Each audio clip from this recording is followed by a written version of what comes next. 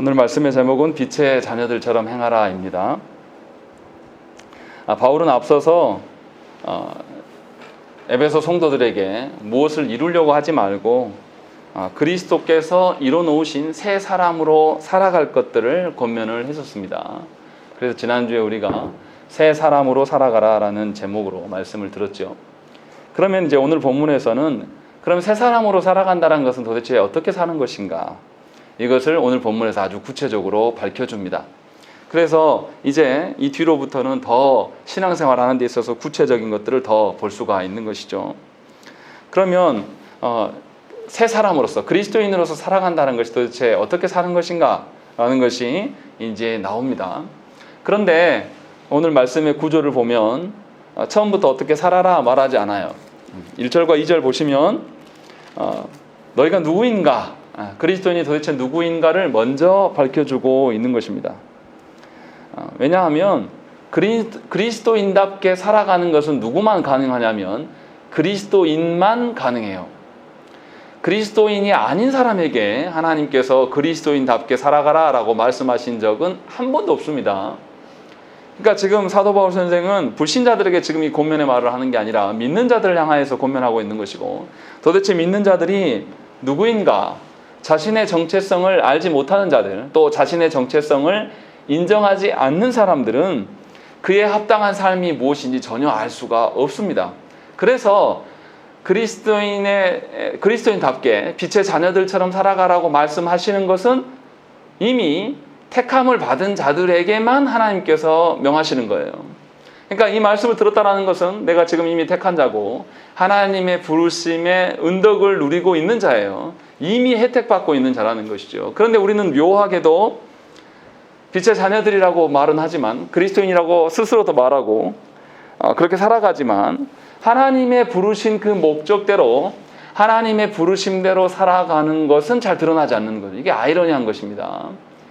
분명히 하나님의 부르심대로가 드러나야 되는데 왜 드러나지 않느냐? 하나님의 부르신 그 정체성을 인정하지 않아요. 어떻습니까? 군대에서 처음에 가서 바로 전방에 투입되고 바로 전투에 바로 투입되는 경우는 없어요. 그 사람을 데려가서 훈련소에서 교육을 받고, 또 훈련소에서 끝나고 후반 교육도 받고 자대 배치 받아서 2등병 가면 바로 전투에 넣지 않아요. 그래도 부족하니까 자대에서 계속 훈련하면서 이제 쓸만한 군인이 되었을 때까지 그 시간이 굉장히 오래 걸립니다.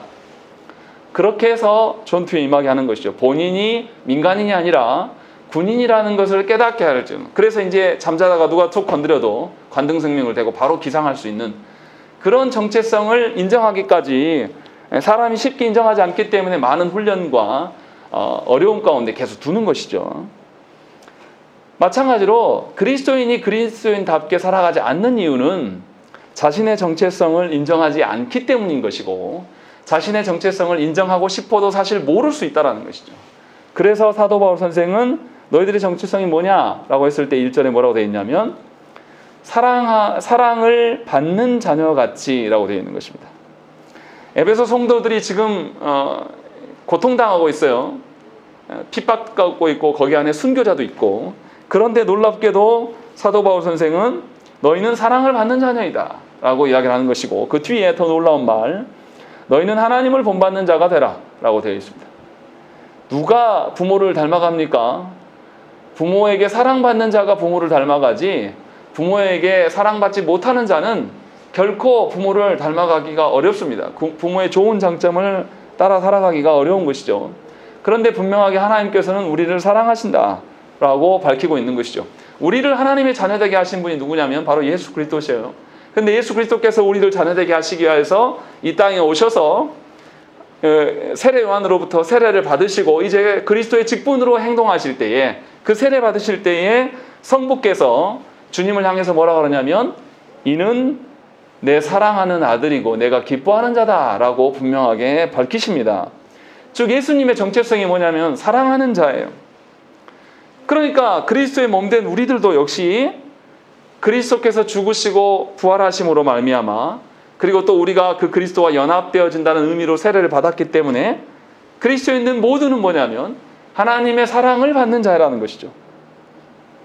물론 우리의 삶이 보거나 내 그 마음을 보거나 내가 살아가는 것들을 선호하는 것을 볼 때 보면 하나님의 사랑받는 자같이 보이지 않을 때가 참 더 많습니다.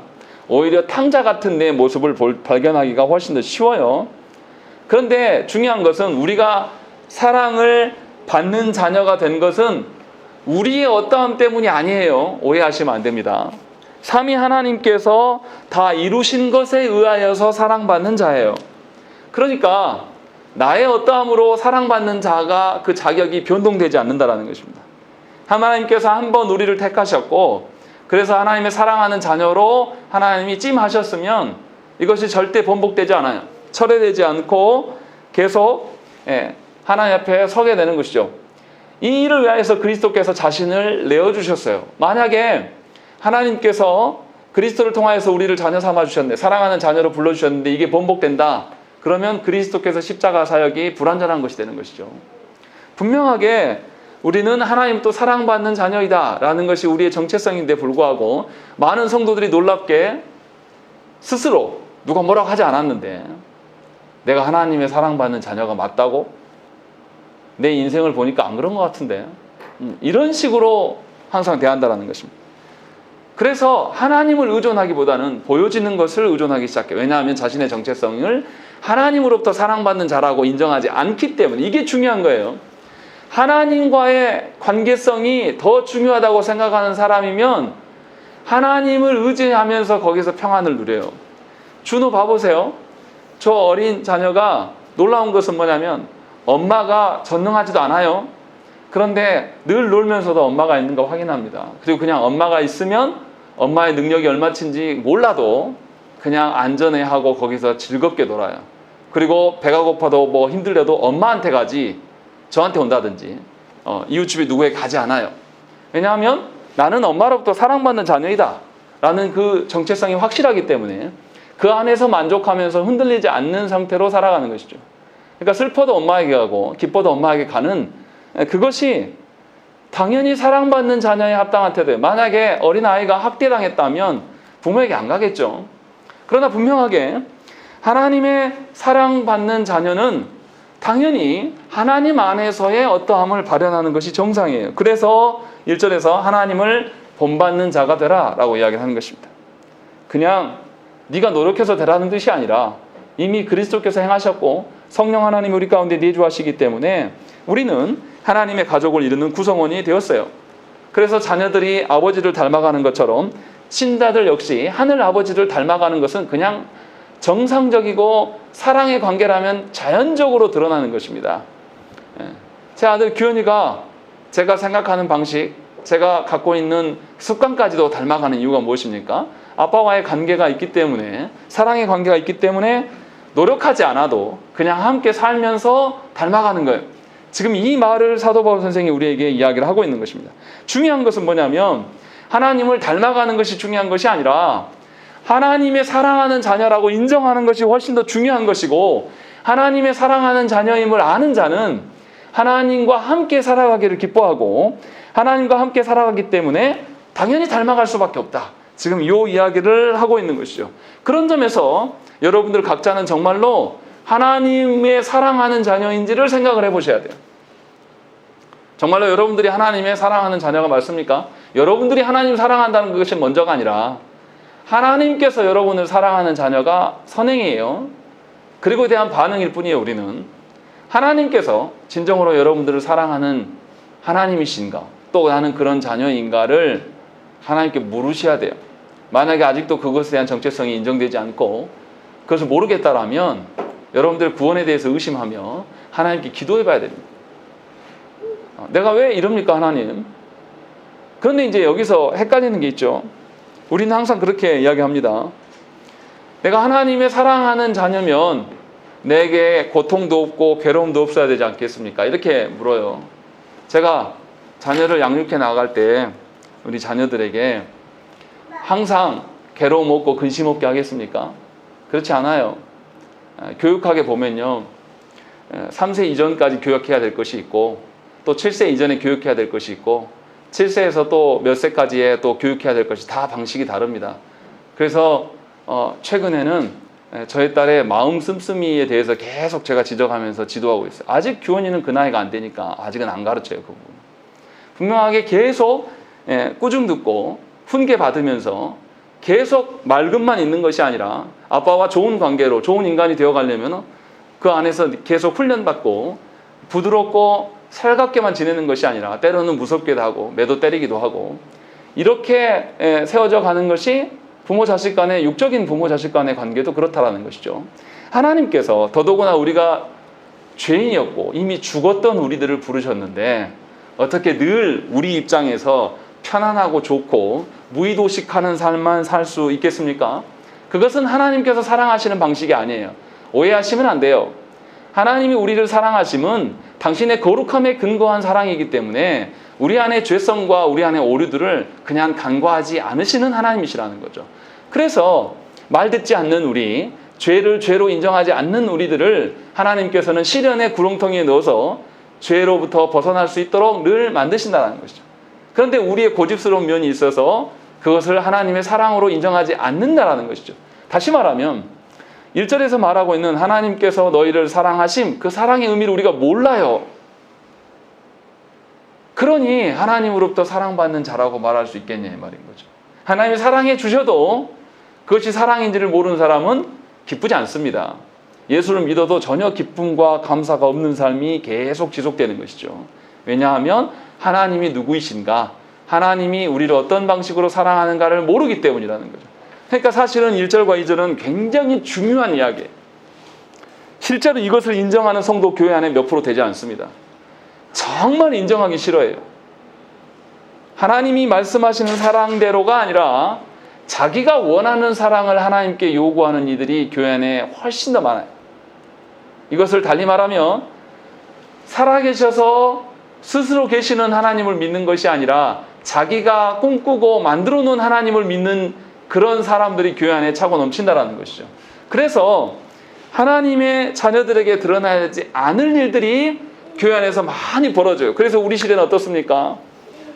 목사가 교회 횡령하고 여자 성도들 건드리는 거, 또 정치판에 뛰어드는 거, 이건 막 너무 흔하게 보잖아요. 목사만 그럽니까? 장로님들은 어떻습니까? 또 권사님들 어때요? 또 집사님들 어떻습니까? 사실은 하나님으로부터 사랑받는 자녀를 찾아보기가 어려운 아주 이상스러운 상태가 우리가 돼버린 것이죠. 그러면 왜 이렇게 되었느냐? 하나님께서 우리를 사랑하심을 우리가 잘 알지 못한다는 것이죠. 하나님께서 우리를 사랑하신 것이 어떤 의미인지를 우리가 알아도 또 인정하지 않는 것이죠. 그래서 자신의 방식으로 하나님을 판단하는 것은 빨라요. 그러나 하나님께서 나를 판단해 주신 것은 싫은 거죠. 그런 방식으로 서기 때문에 사도 바울이 말하는 너희는 사랑을 받는 자다라는 것을 인정하기가 굉장히 어려운 것이 우리의 실정입니다. 그러함에도 불구하고 하나님께서는 사도 바울을 통하여서 뭐라고 말씀하시냐면 2절에 보시면 그리스도께서 너희를 사랑하신 것 같이 너희도 사랑 가운데 행하라. 그는 우리를 위하여 자신을 버리사 향기로운 제물과 희생 제물로 하나님께 드리셨느니라 라고 되어 있는 것입니다. 분명하게 하나님의 사랑받는 자녀가 되는 것은 우리의 무지함과 우리의 수긍하지 않음에 달려있는 것이 아니라 그리스도에게 달려있다. 그리스도께서 모두 이루셨다라고 말하기 때문에 변함없는 것이다 라고 이야기를 하고 있는 거예요. 그런 점에서 여러분들이 믿어지지 않고 수긍되지 않아도 믿고 하나님께 구하셔야 된다는 거예요. 이게 너무 중요한 거예요. 1, 2절에 대해서 인정하지 않으면 신앙생활에서 어떠한 변화도 없습니다.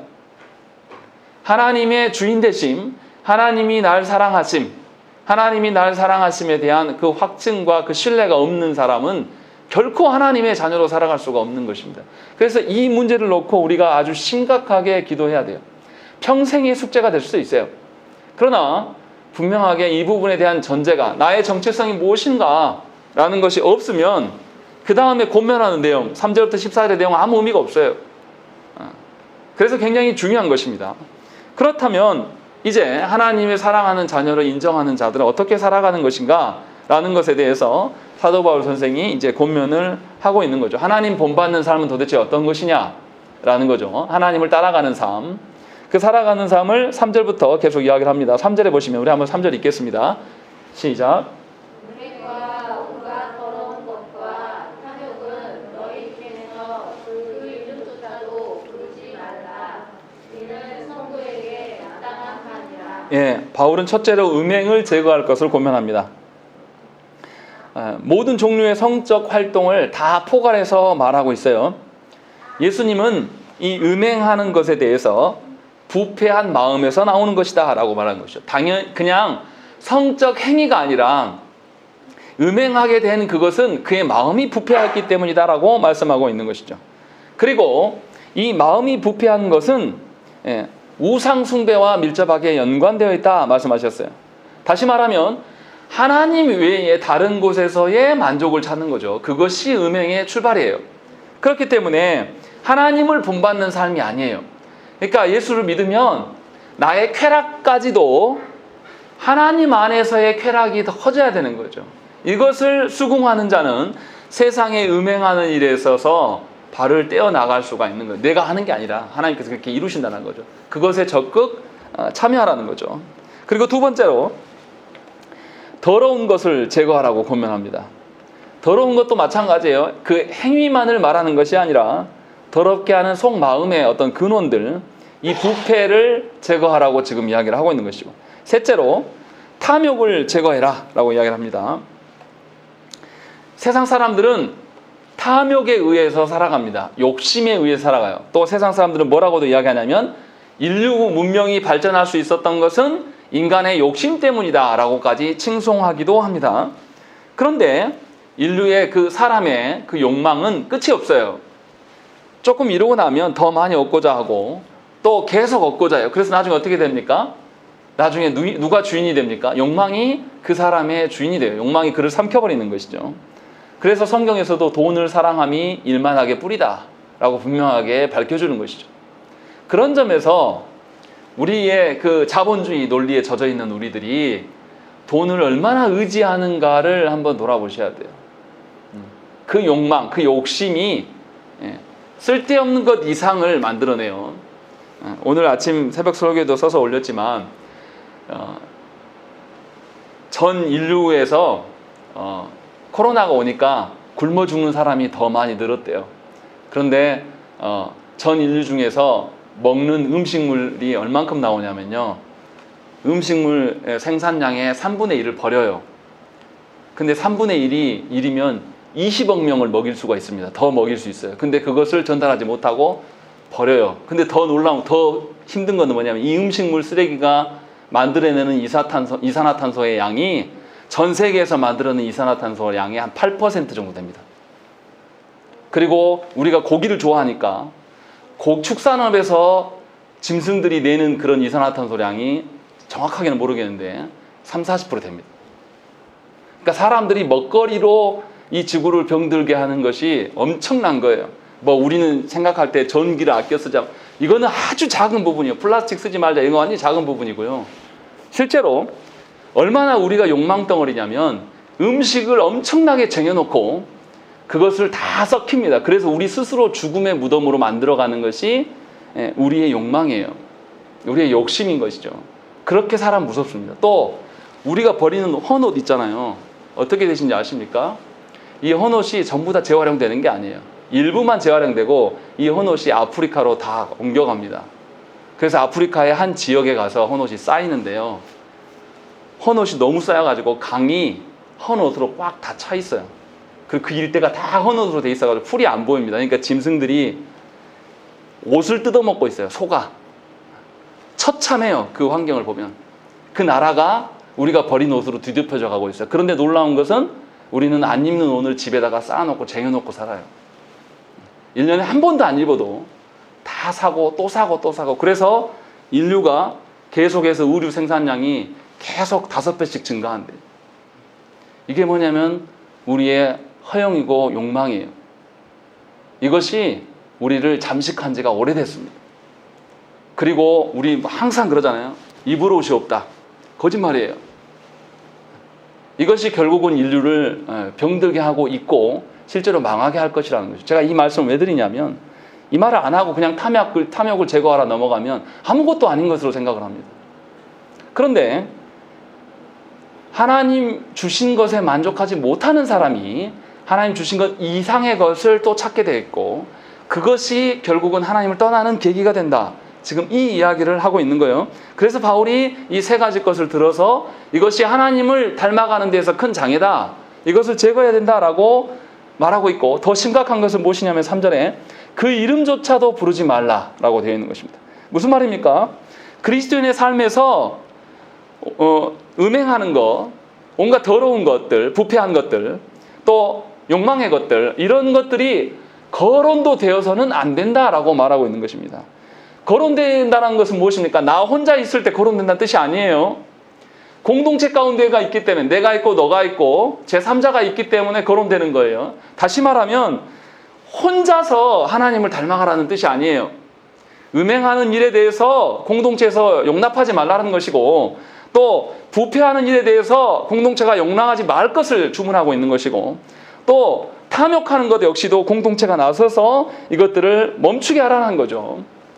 그래서 불신자들이 교회를 보면서 음행하는 것과 부패와 탐욕의 말이 나와서는 안 돼요.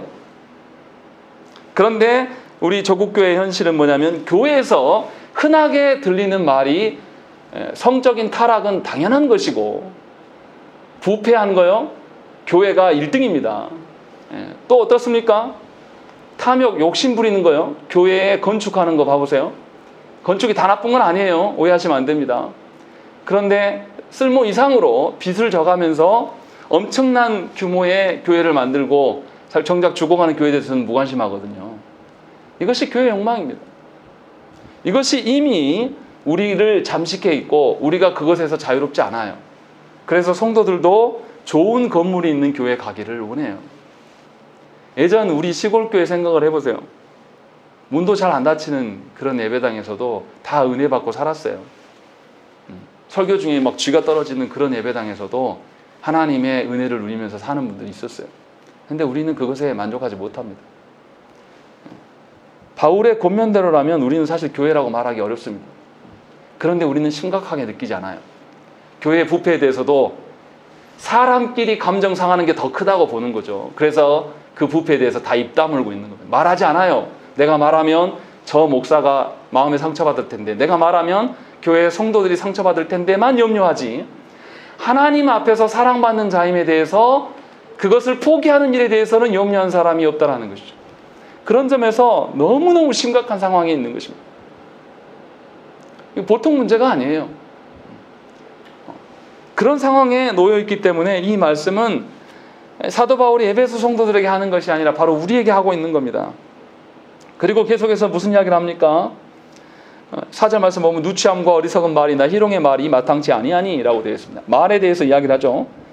모든 점잖지 않은 행동과 모든 형태의 더러운 말, 그들의 삶에서 다 제거하라고 권면합니다. 무슨 말이냐면 농담으로도 어리석은 말을 하지 말라는 것이죠. 희롱하는 말이 뭡니까?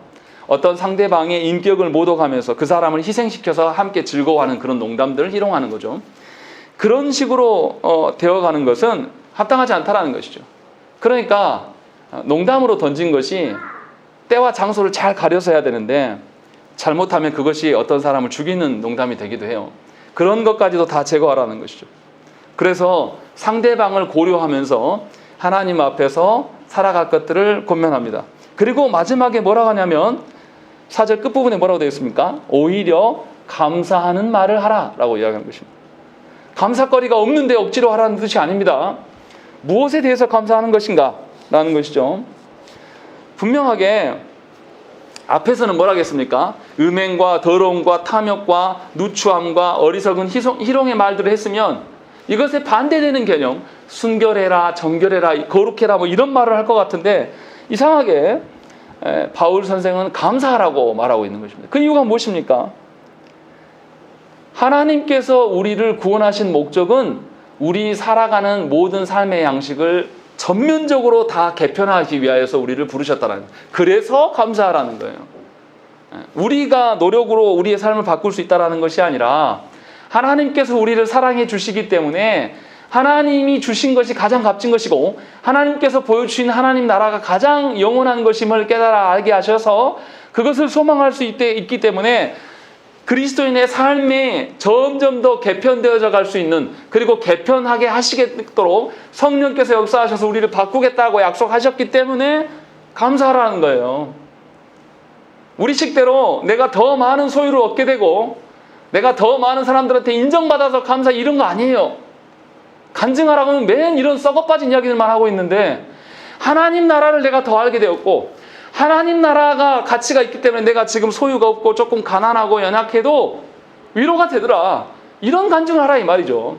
이것에 대해서 감사의 말을 하라는 것이죠. 다시 말하면 인생의 목적과 인생에서의 위로가 바뀐 사람만이 감사할 수가 있는 거예요. 그렇지 않은 사람은 여전히 나의 수입이 중요하고 여전히 나의 건강 따라 움직이고 여전히 내 자녀가 잘 돼야지만 웃는 사람이 될 수밖에 없는 거예요. 절대 감사하지 않습니다. 교회 안에 하나님이 구원해 주시고 구원해 주심으로 인하여서 내 인생의 목적과 방향이 완전히 바뀐 사람만이 하나님 앞에 감사하는 삶을 살아갈 수가 있는 거예요. 그런데 이것이 바뀌지 않는 사람은 여전히 자신을 교회에서 알아줘야 돼요. 자신이 가장 똑똑하고 자신이 가장 탁월하기 때문에 자신의 의견이 교회에 관철되지 않으면 못 견뎌합니다. 그래서 교회에서 쌈박질이 일어나는 거죠. 궁극적으로 신자다운 신자가 없다라는 거예요, 교회 안에. 그래서 하나님의 뜻대로가 아니라 내 뜻대로 되어져야 되는 것이죠. 여전히 감사하기보다는 하나님 앞에서 나에게 더러운 것과 부패한 것과 음행하는 일들이 점점 사라지겠다라고 하나님께 약속해 주신 이 약속 하나만으로도 감사할 수 있는데, 이것이 아닌 것들로 감사를 대체해버리는 거예요. 그것에 대해서 지금 사도 바울 선생이 권면하고 있는 것입니다. 다시 말하면 예수 믿었는데 삶의 방식이 바뀌지 않았다? 문제가 심각한 거예요. 제 말씀은 한 번에 바뀌면 좋겠지만 한 번에 바뀌다라는 말하는 것이 아니라 조금씩 늘 바뀌어져 가고 있는가, 여러분들의 삶을 돌아보시라는 거예요. 그것이 없다라면 감사할 수가 없습니다. 하나님께서 우리가 무엇이간데 우리에게 무엇을 주시기로 약속하셨습니까? 하나님 나라를 우리에게 다스리도록 권한을 주시겠다고 약속하셨어요. 아담에게는 피조 세계를 정복하고 다스리라는 권한을 주셨는데 우리는 영원한 하나님 나라를 위임받을 수 있도록 기업으로 주시겠다고 약속하셨단 말이에요. 이것에 목적을 두고 살아가는 사람이라면 아직 이루어지지 않았으나 장래에 이루어질 것이고, 장래에만 누리는 것이 아니라 이미 내가 삼위 하나님과 교통하면서 지금도 하나님 나라의 권세를 볼고 맛볼 수 있기 때문에 감사할 수 있다는 거예요. 사도 바울 선생님이 그래서 지금 이야기를 하고 있는 것입니다. 그래서 바울이 지금 무슨 이야기를 하냐면, 신자들에게, 핍박받고 고통 중에 신음하고 있는 신자들에게 하나님 나라의 기업을 빼앗기지 않도록 조심하라고 경고하는 것이 아니에요. 오히려 신자가 영원한 하나님 나라의 후사가 이미 되었는데 왜 이것을 모르고 있냐라고 지금 권면하고 있는 겁니다. 마찬가지예요. 여러분들 이 시간에 여기 여러분들의 힘과 능력으로 여기 온 거 아니에요. 착각하지 마세요. 이 시간에 제가 여기서 목사이기 때문에 제 이름이 걸려서 설교하는 게 결코 아니에요. 하나님께서 허용해 주셨고 하나님께서 권한을 주셨기 때문에, 또 권한을 주신 만큼 능력도 부어주실 것을 믿기 때문에 여기 나와 있는 거예요. 그래서 이 더운 날씨에 다른 사람들은 교회 찾아오지도 않는데 이렇게 와 있는 겁니다. 이것 자체가 뭐냐면 하나님 나라 후사되게 하시겠다는 약속의 증표예요. 이런 것을 보면서 우리가 감사할 수 있다는 것입니다. 이런 특권이 우리에게 주어져 있는 거예요. 그러니 세상 논리로 바라보면서 크기로, 돈이 많고 적음으로, 그 사람들의 인정받음과 어떠함으로 이렇게 말하지 말라는 거예요. 굉장히 어리석은 방식이에요. 그렇게 살아가는 것은. 오히려 누가 더 감사하겠습니까? 하나님 앞에 1만 달란트 빚을 탕감받은 자가 더 감사하겠습니까? 하나님께 100데나리온 탕감받은 자가 더 감사하겠습니까? 오히려 시궁창 같은 내 인생이었는데 하나님께서 자격 없는 나를 불러주셔서 하나님 나라를 바라보게 하고 하나님 나라를 위해서 살게 하심을 아는 사람, 그 사람이 더 하나님의 나라에 관심을 두고 소망을 두고 감사를 할 수 있다. 지금 사도 바울 선생님이 그 이야기를 하고 있는 겁니다. 그것이 우리에게 주어진 권한인 것이죠. 그래서 자신에게 무엇이 주어져 있는가, 자신의 정체성이 무엇인가를 아는 것이 굉장히 중요해요. 그래서 하나님을 닮아가는 데 있어서 장애가 되는 요소들을 다 제거해라 라고 이야기하는 것이죠. 그래서 5절에 뭐라고 되어 있습니까? 너희도 정녕 이것을 알거니와 음행하는 자나 더러운 자나 탐하는 자 곧 우상 숭배하는 자는 다 그리스도와 하나님의 나라에서 기업을 얻지 못하리니 라고 되어 있습니다. 여기서 분명하게 음행하는 자, 더러운 자, 탐욕하는 자를 뭐하고 똑같다라고 이야기했냐면 우상 숭배하는 것과 똑같다라고 밝히면서 이 사람은 하나님 나라와 상관이 없는 자다라고 이야기를 하고 있는 것입니다. 그래서 분명하게 하나님 앞에서 하나님을 닮아가는 것이 얼마나 귀한 것인가, 이것이 우리 안에 특권이다라고 말씀하고 있는 것이죠. 그리고 6절에서 놀라운 이야기를 해요. 우리 6절 말씀 한번 읽겠습니다. 시작.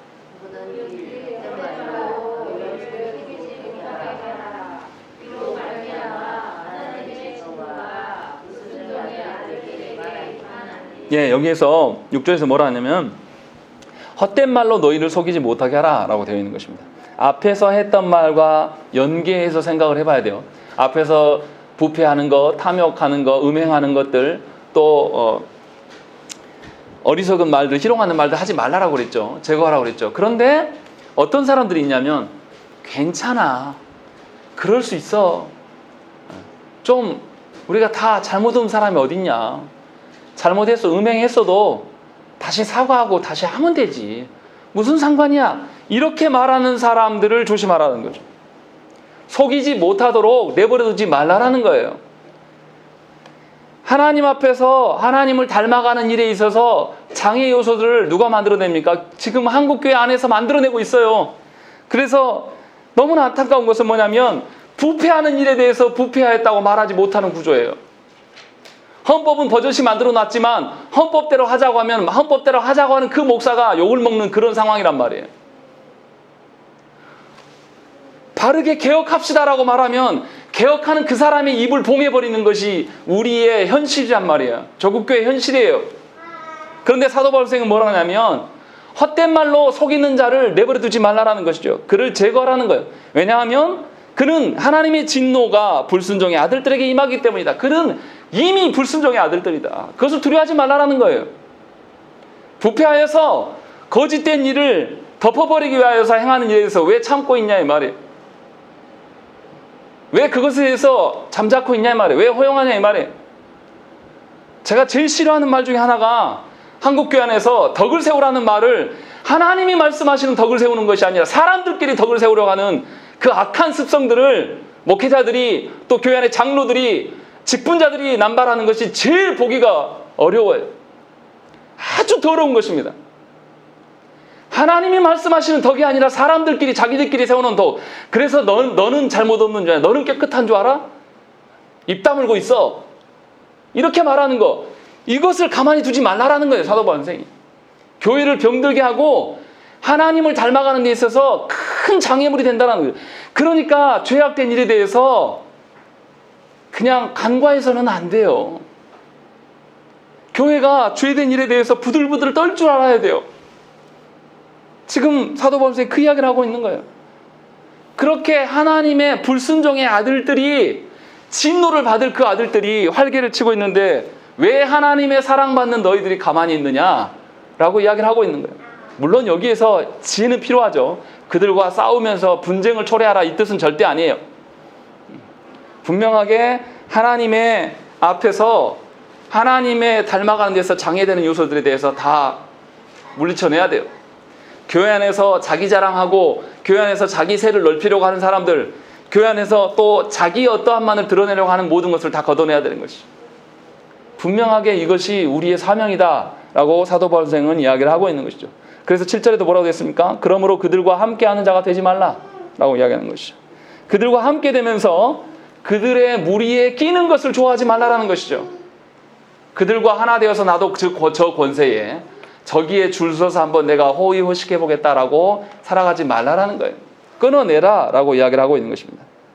그리고 충격적인 이야기 8절에 보시면 우리 8절 읽겠습니다. 시작.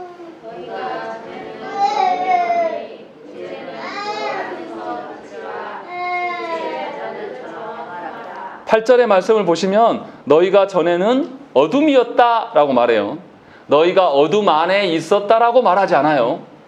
너희 자체가 어둠이었다라고 말하는 거지. 자, 이것을 잘 알아들어야 돼요.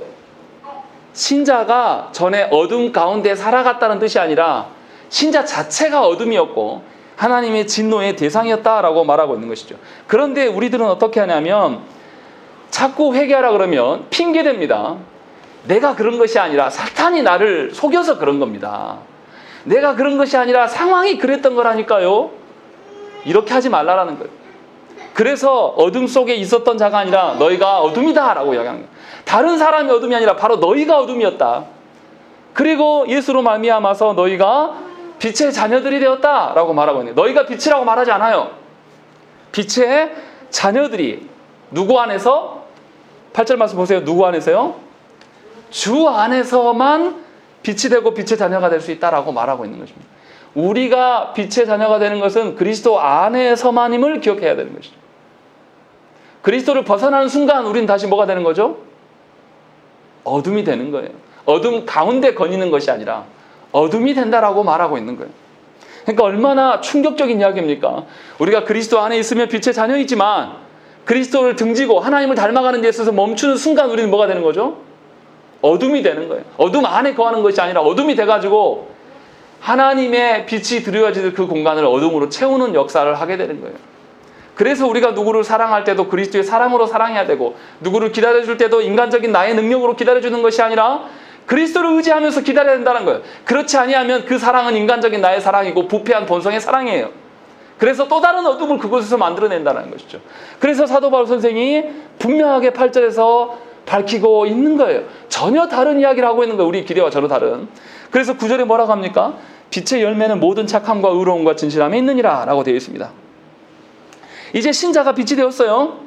예수 그리스도께서 죽고 부활하심으로 말미암아 우리의 허물과 죄가 다 죽어지고 다 없어졌어요. 전에 있었던 그 거짓된 것들이. 그런데 이제는 신자가 빛이 되었어요. 그리스도 안에 있어서 빛이 됨으로 말미암아서 이제 뭐냐면 모든 착함과 의로움과 진실함에 있게 되는 거예요. 그런데 그 앞에 뭐라고 써있냐면 빛의 열매다라고 되어 있는 거죠. 이게 조심해야 돼요. 우리가 착하고 의롭고 진실함으로 살아가는 것은 빛의 결과예요. 빛을 얻기 위하여서 이렇게 살아가라는 뜻이 절대 아니에요. 어떤 사람들은 구원을 얻기 위하여서 신앙생활 열심히 하는 사람들이 있어요. 근데 웃기는 소리예요. 우리의 구원은 삼위 하나님께 다 이루셨습니다. 그 이루신 구원의 결과로 우리가 성화되어져 가는 겁니다. 누가 우리 행위로 말미암아서 우리의 신앙의 정도를 이야기합니까? 그건 거짓이에요. 이미 구원을 우리에게 베푸셨기 때문에 그 구원의 반응으로서 우리 안에 이제는 세상에 없었던 가치, 하나님 나라의 가치를 보게 되니 이것이 훨씬 더 영원하고 탁월한 것이고 가장 최고의 것임을 알기 때문에 세상의 가치들은 그냥 놓을 수 있어요. 아직도 돈을 못 놓고 아직도 세상의 권세를 못 놓고 아직도 세상의 쾌락을 못 놓는 것은 하나님의 주신 그 가치를 아직도 모른다라는 거예요. 그래서 빛의 열매라고 하는 거예요. 빛의 열매로 당연히 착함과 의로움과 진실. 여기서 착함은 사람들 앞에서 착한 그런 뜻이 아니에요. 하나님 앞에서의 착함을 말하는 거죠. 당연하게 드러난다라고 이야기하는 거예요. 무슨 말씀입니까? 모든 성도들은 빛 대신 예수 그리스도 안에서 날로 성화되어져 가야 되는 것이에요. 이것이 당연하다라고 말하고 있는 거예요. 그것이 빛의 자녀들이다라고 이야기하는 거예요. 그러니까 내 안에 예수 믿고 나서 변화되어짐이 없다라면 이거 이상한 거예요. 변화되어짐이 없어서 사람들이 뭐 하냐면 자기가 막 열심히 해가지고 뭔가를 이루려고 해요. 자꾸 교회 안에 와서 하나님 앞에서 참 좋은 신자가 되세요. 이것만 하세요라고 이야기하는데 한국교회 성도들은 오면 자꾸 자리를 달라 그래요. 성가대하고 싶습니다. 반주를 하고 싶습니다. 뭐를 하고 싶어요. 어처구니가 없는 것은 뭐냐면 이 강대상 물 닦고 물 올리는 거 자리가 뭐 특권인 것처럼 행동하는 그런 권사님들이 있어요. 기가 막혀요. 이건 물 제가 떠오면 어때요? 뭐 아무것도 아닌 거. 이게 뭐가 중요합니까? 뭐 성수입니까? 근데 이런 거 서로 하려고 자기 권한이다라고 생각하는 분들이 교회 안에 차고 넘쳤어요. 더 어이가 없는 거 꽃꽂이 하는 것에 목숨 거는 분들이 있어요. 교회 안에.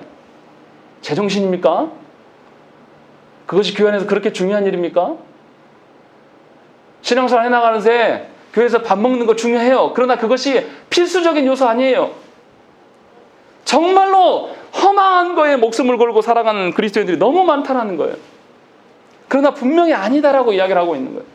빛의 열매로 드러나는 것은 하나님 앞에서 정직하고 의로움과 진실됨이다 라고 말하고 있는 것이에요. 하나님 앞에서 내가 참 좋은 신자가 되는 것이 중요한 것이지 무엇을 이루려고 하지 말라란 말이에요. 하나님 앞에서 하나님의 뜻대로, 그래서 10절에도 뭐라고 합니까? 주를 기쁘시게 할 것이 무엇인가 시험하여 보라. 내가 정말로 주를 기쁘시게 하며 살아가는 자인가? 내가 말하는 거, 내 표정 하나, 내가 행동하는 것들, 내가 교회 안에서 하나님을 만나려고 온 것인지 아니면 나를 드러내려고 온 것인지 한번 하나님께 물어보라는 거죠. 그것이 신자됨의 가장 기본 요소다. 지금 계속 이야기를 하고 있는 거죠. 그래서 11절에도 뭐라고 합니까? 너희는 열매 없는 어둠의 일에 참여하지 말고 도리어 책망하라 라고 이야기하는 것입니다. 여기서 놀랍게 책망하라는 말이 나와요. 한국 교회 안에서 성도들이 서로 책망하면 됩니까? 안 됩니까? 큰일 나게 가르쳤죠. 정죄하지 마라. 그런데 오늘 본문에 보면 자기 자신을 책망하라는 게 아니에요. 12절을 보세요. 뭐라고 되어 있냐면 그들이 은밀히 행하는 것들을 말하기도 부끄러운 것들이라. 이것을 책망하라는 거죠. 왜 은밀히 행합니까? 빛의 자녀들이라며요. 빛의 자녀가 아닌 자들, 빛에 있다가 어둠이 돼버린 자들은 은밀하게 행동해요. 사실 하나님의 자녀들은 은밀하게 행동할 이유가 없어요. 왜냐하면 하나님이 안 계신 곳이 없이 다 계시기 때문에, 하나님 앞에서 살아가기 때문에 은밀하게 살아갈 수가 없어요. 은밀하게 살아가는 사람이 있다면 그를 책망해야 돼요. 왜 책망합니까? 그 안에서 음행과 온갖 더러운 것과 탐욕하는 것들, 또 어리석은 희롱하는 말들, 이런 것들을 제거하는 것에 도우라고. 그러니까 그리스도인들은 뭐 하는 겁니까? 자기만 성화되고 자기만 하나님 앞에서 올바르게 살아가면 되는 것이 아니에요. 그리스도의 몸으로 우리가 왔기 때문에 나만 몸이 아니지 않습니까? 내 옆에 있는 지체들도 그리스도의 몸이에요. 이 사람들이 하나님 앞에서 바른 신자의 정체됨을 대고 살아가는지 그들을 위하여서 기도하고, 그들을 위하여서 한번 권면하고, 안 되면 두세 사람이 가서 권면하고, 그래도 안 되면 교회에 당회에 목사에게 건의해서 권면하게 하고, 그래도 안 되면 그가 돌아올 수 있도록 징계하는 것, 권징하는 것이 우리 교회됨의 목적이라는 것이죠. 지금 그 이야기를 하고 있는 거예요. 그러니까 착각하시면 안 돼요. 자꾸만 부패한 일이 있는데, 교회 안에 타락한 일들이 있는데 정죄하지만 말라 그래요. 다 말하지 말라라는 거죠. 하나님께서 그렇게 말하시지 않았어요. 사도 바울도 분명히 책망하라고 이야기를 하고 있는 거예요. 그런데 이제 조심해야 되겠죠. 지혜 있게 해야 되겠죠. 예를 들어서 어린아이가 어른을 책망한다든지, 상대방이 나를 존중하지 않는데 내가 어린이 양만 그렇게 책망해봤자 이건 다툼밖에 안 되는 거예요. 그것을 말하는 게 아니에요. 정말로 그 사람이 사랑으로 하나님의 품으로 다시 돌아올 수 있는 것이 무엇인가, 그 사람이 정직하게 하나님 앞에 설 수 있게 하는 것이 무엇인가, 또 하나님께서 교회 안에 질서를 주셔서 목양의 권세를 주셨지 않습니까? 그것에 근거하여서 책망해야 되는 것이죠. 그래서 나만이 아니라 그리스도의 공동체 전체를 돌아보라고 지금 이야기를 하고 있는 것입니다. 앞에서는 신자 각자가 돌아봐야 될 것이 무엇인지를 이야기를 하고, 뒤에 11절 이후부터는 공동체 가운데서 동료 신자가 어떻게 살아가는가, 동료 신자가 깨닫지 못하고 어둠이 되어버릴까 봐 두려워서 그의 동료 신자의 죄를 드러내 줌으로 말미암아서 그가 회개할 수 있는 통로를 열어놓으라고 책망하라고 있는 것입니다. 얼마나 중요합니까? 갈라디아서 6장 1절에도 뭐라고 되어 있냐면, 형제들아, 사람이 만일 무슨 범죄한 일이 드러나거든 신령한 너희는 온유한 심령으로 그러한 자를 바로 잡고 너 자신을 살펴보아 너도 시험을 받을까 두려워하라 라고 되어 있는 것입니다. 너만 살피지 말고 분명히 타락한 그 사람도 함께 살피면서 그에게 사랑의 마음으로 권면하고, 그래도 안 들으면 교회 안의 질서상 당회에 목사에게 권면해서 그 사람이 돌아올 수 있는 기회를 만들어주라는 것이죠.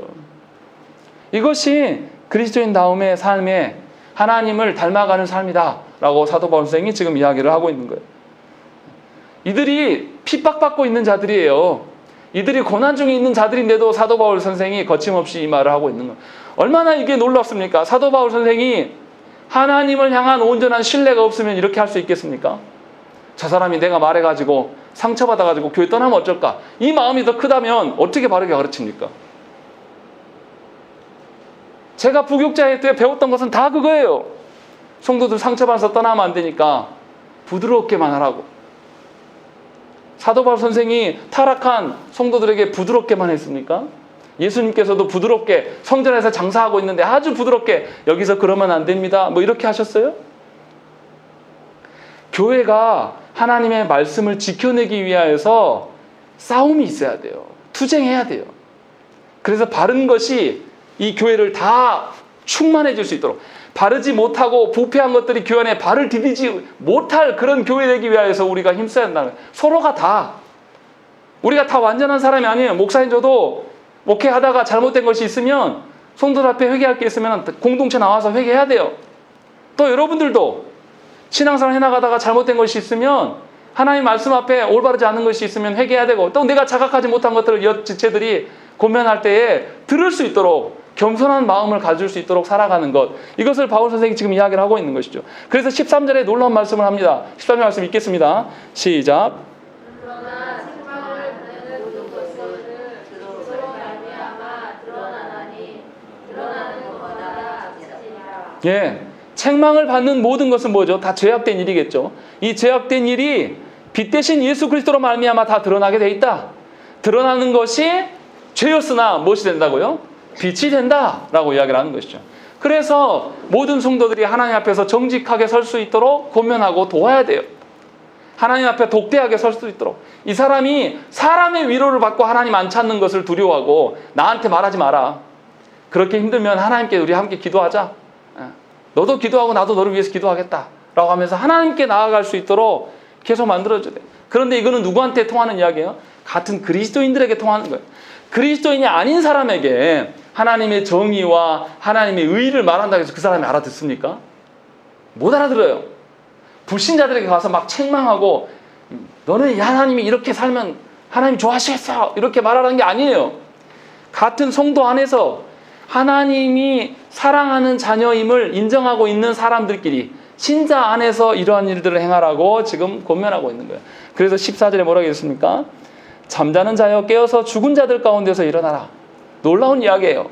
어디에서 일어나라는 것이죠? 다 깨어있는 자들 가운데 일어나라는 것이 아니에요. 죽은 자들 가운데서 일어나서 그리스도께서 너에게 비추이시리라 라고 있는, 그것을 믿으라는 거죠. 무슨 말입니까? 교회는 어디에 있어야 돼요? 세상 한가운데 있어야 돼요.